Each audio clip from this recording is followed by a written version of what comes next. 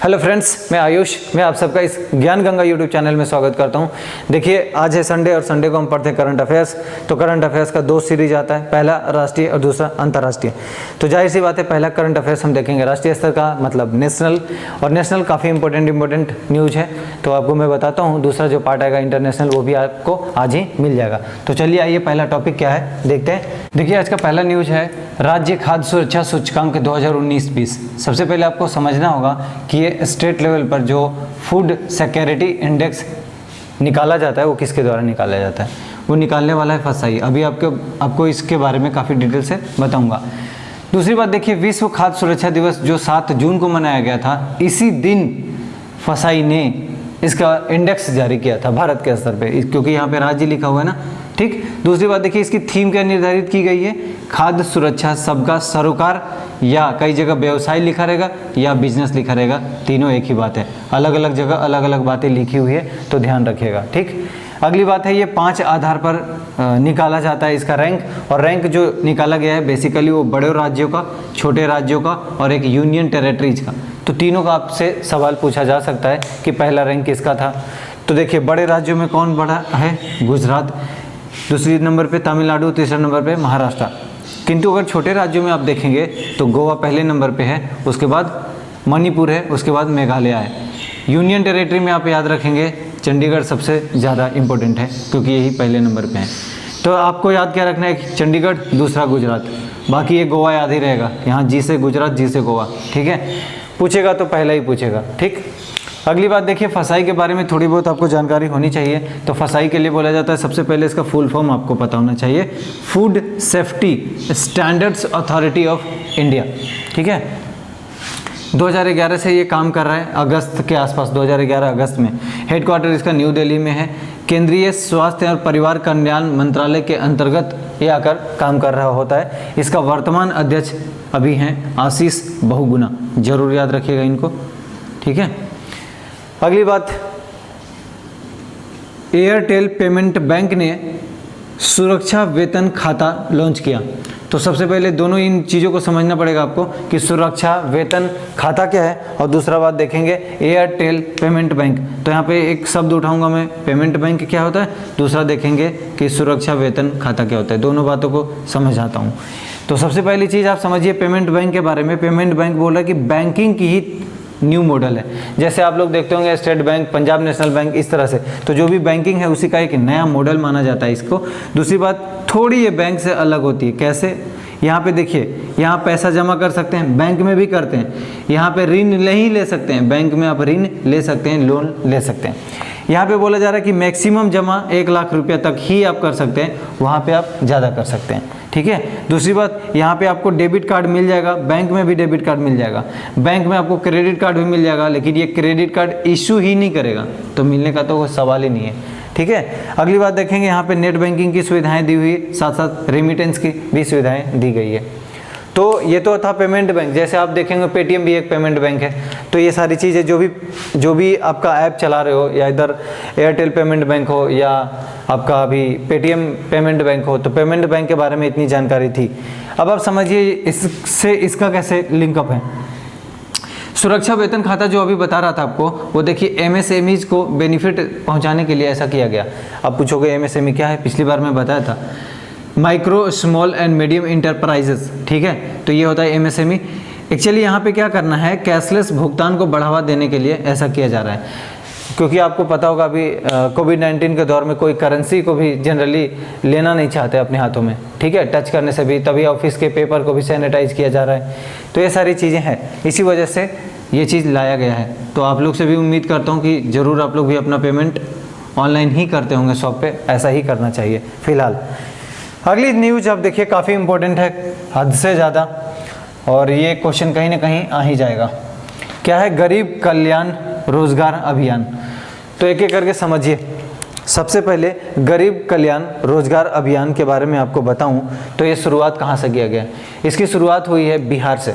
बिहार का जिला है खगड़िया, और खगड़िया जिला का एक गांव है तेलीग्राम नाम है उसका, वहाँ से स्टार्ट किया गया, ठीक है। वीडियो कॉन्फ्रेंसिंग के जरिए आज ही के दिन ये स्टार्ट हुआ, प्रधानमंत्री के द्वारा देखे होंगे वीडियो कॉन्फ्रेंसिंग किया गया था।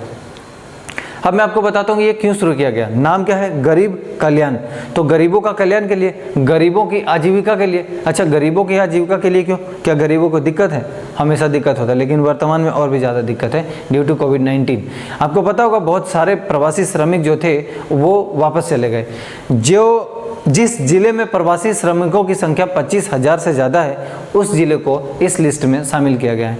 और ऐसे में बिहार का 32 जिला को शामिल किया गया है, जबकि टोटल जिलों की संख्या 38 है।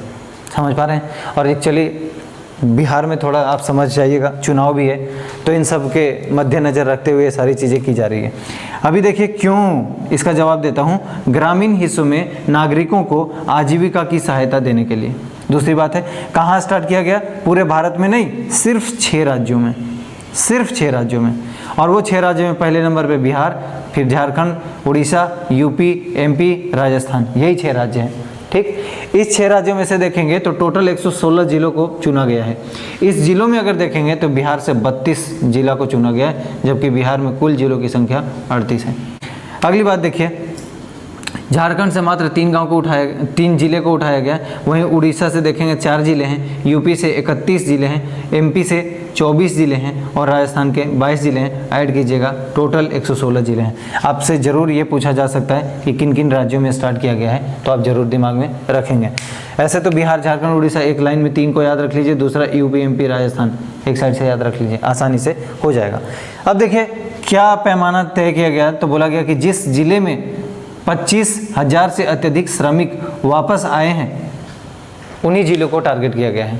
ठीक है, अगली बात देखिए क्या होगा, इसमें काम क्या होगा, कैसे कैसे इसको डील किया जाएगा, तो आपको बताता हूँ। सबसे पहले देखिए इसमें कितना पैसा दिया गया है, 50,000 करोड़ रुपया खर्च किया जाएगा। ठीक है, अभी वर्तमान में 125 दिन, लगभग 4 महीना पड़ेगा, 125 दिन के लिए ये चालू किया गया है। बाद में बोला गया कि अगर श्रमिक चले गए तो मेरे दोस्त, अगर किसी को घर में आप सारी सुविधाएं देंगे, श्रमिक क्यों चले जाएंगे? आप चला दोगे अलग बात है, चले नहीं जाएंगे कोई। ठीक है, दूसरी बात, इस पे मुझे थोड़ा सा शक हुआ कि ये 4 महीना देख के, बहरहाल किसी को टारगेट नहीं करना चाहिए। नेक्स्ट देखिए, 25 क्षेत्रों में ग्रामीण रोजगार दिया जाएगा। अलग अलग क्षेत्र, जैसे देखेंगे प्लांटेशन बोला जा रहा है कि पेड़ पौधे लगाया जाएगा, एग्रीकल्चर एक्टिविटीज़ को बढ़ावा दिया जाएगा। जल जीवन मिशन जो चल रहा है कि 2024 तक सारे भारत में सबको नल का जल मुहैया कराया जाएगा, उसके लिए काम किया जाएगा। पशुओं हेतु शेड बनाया जाएगा, परिवहन के एरिया में काम किया जाएगा, तालाब की एरिया में मतलब तालाब की खुदाई कराई जाएगी। जैसा कि मैं आपको बता भी रहा था कि रूरल क्षेत्र में क्या डेवलपमेंट कराया जाए कि एग्रीकल्चर सेक्टर का विकास हो, बिल्कुल उसी तरह से ये मान के चलो कि वहाँ पे बहुत सटीक बैठेगा। इसकी बात अगर देखेंगे नोडल एजेंसी कौन होगा, तो नोडल एजेंसी को रखा गया है रूरल डेवलपमेंट को, क्योंकि ये अगर ध्यान से देखेंगे तो रूरल डेवलपमेंट की ओर इशारा भी कर रहा है ये योजना। ठीक है, इसीलिए। अगली बात देखिए सत्यभामा। तो सत्यभामा क्या है? सत्यभामा पोर्टल लॉन्च किया गया है। किसके लिए किया गया है?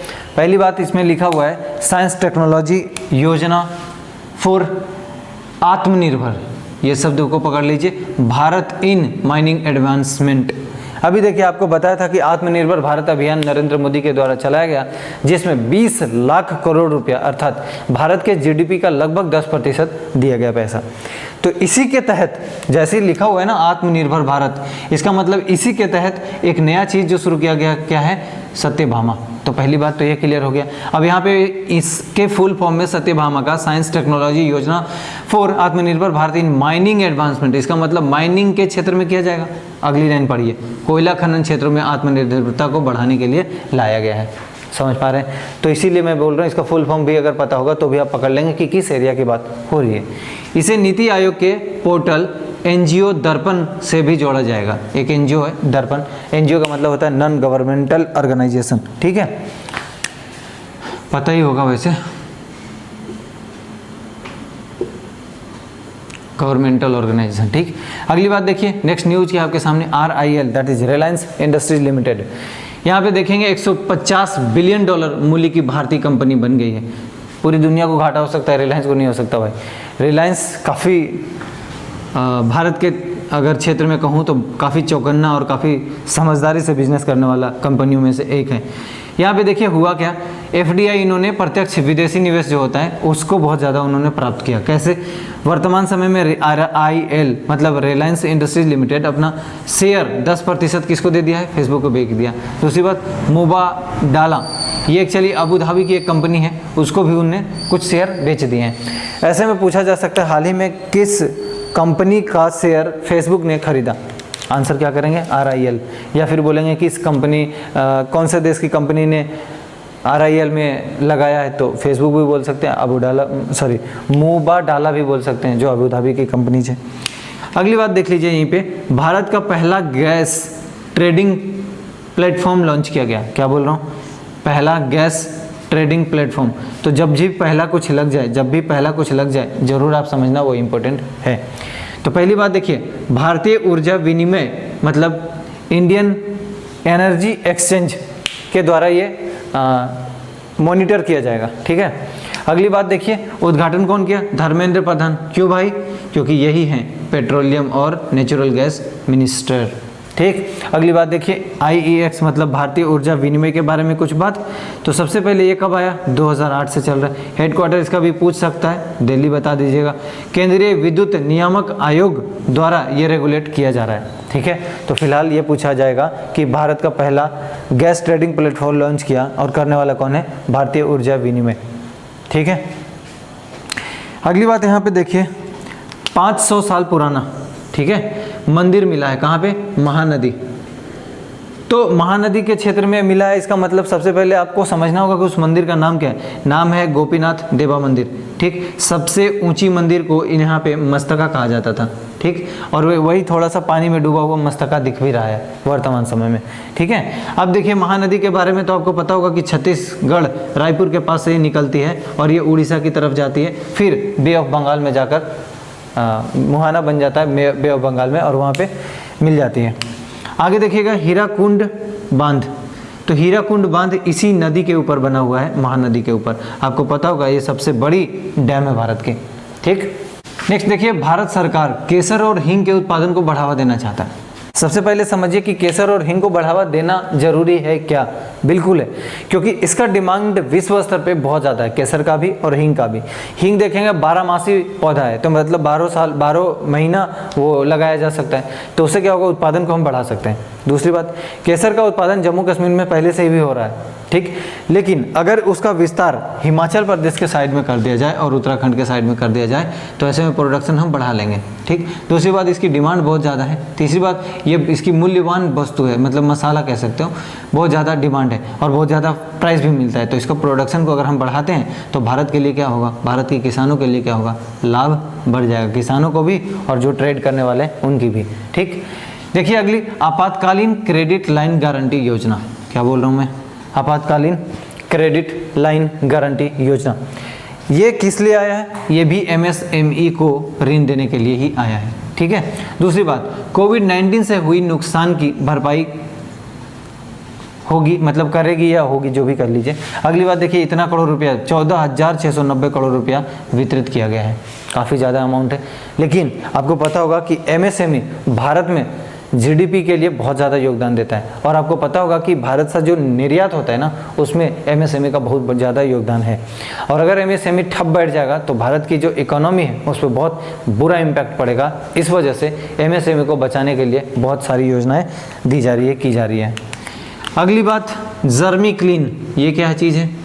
जर्मी क्लीन में क्या होगा कि पुलिस और सुरक्षा कर्मियों की वर्दी को सैनिटाइज करने के लिए बनाया गया है और बनाने वाले का नाम है DRDO। ठीक है। अब आप पूछोगे कि DRDO का हेडक्वार्टर कहाँ है? तो ये है दिल्ली में। ठीक। दूसरी बात, ये कब से बना हुआ है? 1958। इसका अभी वर्तमान में अध्यक्ष कौन है? आप जरूर याद रख लीजिएगा, सतीश रेड्डी। ठीक है। अगली बात देखिए, ये जर्मी क्लीन कैसे काम करेगा? हाई हीट ट्रीटमेंट चैम्बर होगा ये। ठीक है।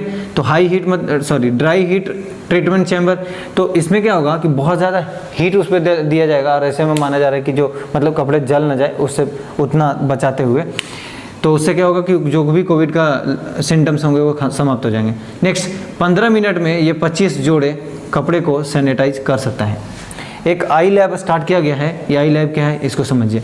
आप पहले सुने होंगे जो मोबाइल बैंकिंग, मोबाइल बैंकिंग का मतलब क्या होता है, एक आपका टैक्सी टाइप का होता है, उसी में एटीएम लगा होता है। गांव में एटीएम मशीन जहां नहीं होती है वो गाड़ी घूमती रहती है, जिसको पैसा निकालना है हाथ दीजिए रुकेगा, आप जाके निकाल लीजिए। इसी तरह से आई लैब क्या होगा, मोबाइल कोविड-19 परीक्षण सुविधा। मोबाइल कहने का मतलब जो आप लोग बात करते हैं ना, मोबाइल और लैंडलाइन में इतनी फ़र्क है कि आप कहीं भी लेके जा सकते हो, सेम चीज़ है, वो व्हीकल कहीं भी आपके साथ जा सकती है।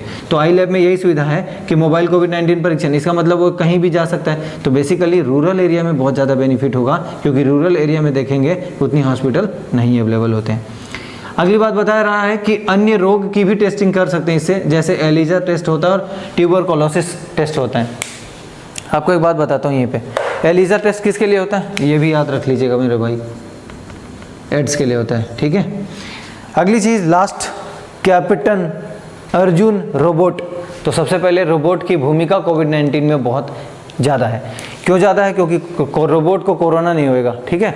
दूसरी बात देखिए, इसका नाम अर्जुन क्यों रखा गया है, इसका फुल फॉर्म है always be responsible and just use to be nice, ये इसका फुल फॉर्म है। उसका मतलब नहीं है ज़्यादा इसका मतलब है कि ये क्यों किया गया है। तो देखिए, और कहाँ किसके द्वारा किया गया है, करने वाला है सेंट्रल रेलवे। स्क्रीनिंग फास्ट होगा इससे, और दूसरी बात यहाँ पे ये सिक्योरिटी को भी ध्यान में रखेगा, सुरक्षा व्यवस्था को भी ध्यान में रखेगा। तो मेरे हिसाब से ये बहुत ज़्यादा इंपॉर्टेंट है, कैप्टन अर्जुन रोबोट, ठीक है। तो इस तरह से ये जो राष्ट्रीय करंट अफेयर्स था वो मैं समाप्त किया, नेशनल करंट अफेयर्स, और जो सेकंड पार्ट होगा इंटरनेशनल करंट अफेयर्स मैं आपको बताऊंगा।